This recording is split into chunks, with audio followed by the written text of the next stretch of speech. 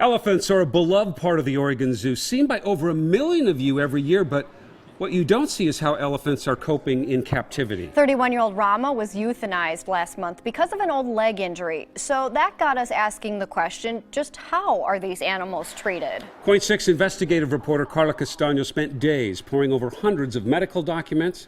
What she found calls into question not if the Oregon Zoo can maintain its most famous attraction, but rather if it should. Construction is well underway on Elephant Land, set to open this fall. I took a tour of the Oregon Zoo as it works to expand its elephant exhibit, not just to give those already here more room, but to increase the number of elephants. Moving forward, is that a plan to increase the breeding process for elephants here? Absolutely. The Oregon Zoo has been dedicated to growing matriarchal herds for decades now. Dr. Blair Sudi worked at the Oregon Zoo from 1997 to 2005 as its conservation program coordinator. Dr. Sudi tells me elephants in captivity just don't have the space needed for a healthy life. Lack of exercise and being chained up most of the day, 16 hours a day on a rule, in a small stall where they basically stand on their own excreta. That's not conducive to foot health. Animal experts say elephants need room to roam. At the Oregon Zoo, 7 elephants currently have 1.5 acres of land. But when the new exhibit is finished, there will be 4.5 acres of walking space. For comparison, I contacted the curator of Oakland Zoo, Jeff Kinsley. Kinsley tells me his zoo has 4 elephants on 6.5 acres of land. In general, Kinsley says if animals are confined, stereotypical behaviors such as head bobbing or swaying can happen. We don't have any abnormal issues, that you do start to see from, the over swaying and, the constant the stereotypy that you might see in elephants that are, more confined. 53-year-old Packy was the first elephant born at the Oregon Zoo and the first born in a U.S. zoo. He's a star attraction who gets plenty of attention. This video, shot in 2013 by the animal advocate group Friends of Zoo Elephants, shows Packy bobbing his head. That year, they also videotaped Packy's son Rama swaying. After pouring through thousands of pages of medical documents, I found notes from 2002 about Rama showing stereotypical behaviors. The clinical notes indicate those behaviors caused foot problems for Rama. They confirmed lameness and abrasion and lesions, writing Rama's stereotypical head-rocking behavior is most likely the cause. Each time Rama swings his head from side to side, he pivots on his front feet. Both Kinsley and Dr. Sudi, who edited the book The Elephant's Foot, stress the importance of movement, saying elephants need to walk at least 5 miles a day. But Bob Lee with the Oregon Zoo says there is a plan. Now, there are 2 yards out here. Is that a concern as far as these male elephants Are they going to have enough time out here, or are they going to be in isolation too much?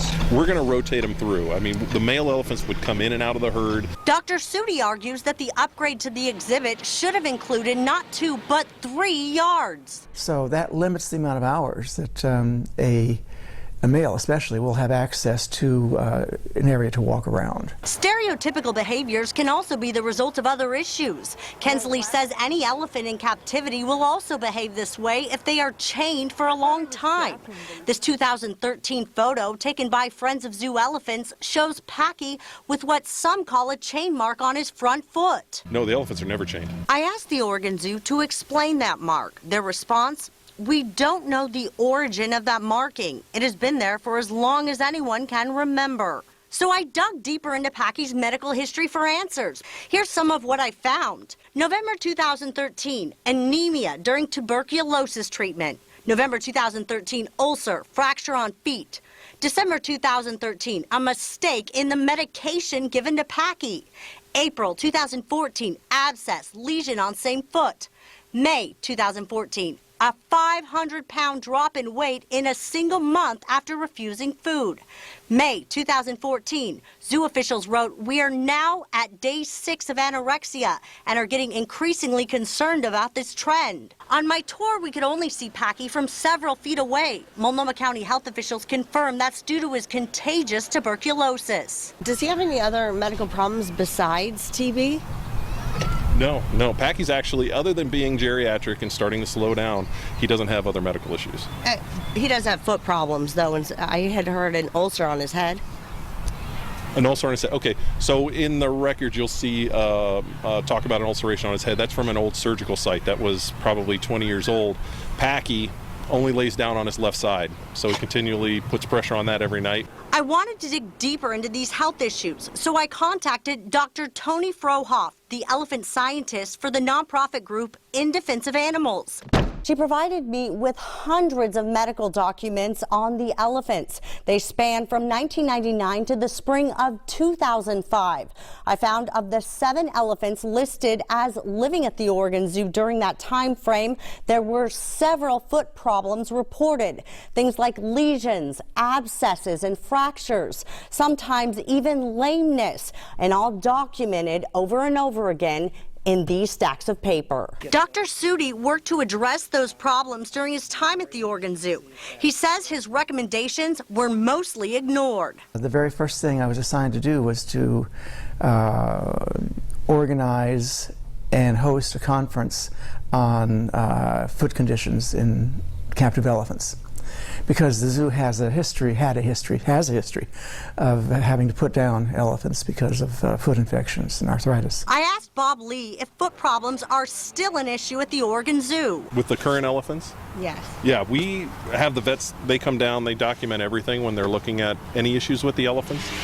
We regularly look at them, work on them, give them the care and treatment that they need. But during my tour, the foot problems became apparent on the elephant Shine, despite the zoo's treatment efforts. She had an abscess that started. The fix? The new exhibit will include feeders throughout the yards and hills to promote exercise. They also brought in 190 dump trucks full of sand to cover the ground. Too little too late for an elephant like Rama, who was euthanized in late March. But some help for the elephants still coping in captivity. Another note here, Carla went through medical records and 5 of the 7 elephants currently living at the zoo do have foot problems. If you'd like to look at the health records we have on Packy and Rama, you can. We have that information on KOIN.com. But the story doesn't end here. Carla takes a close look at the sometimes dark history of elephant breeding at the Oregon Zoo, a history that includes inbreeding. That's this Thursday night at 6 o'clock.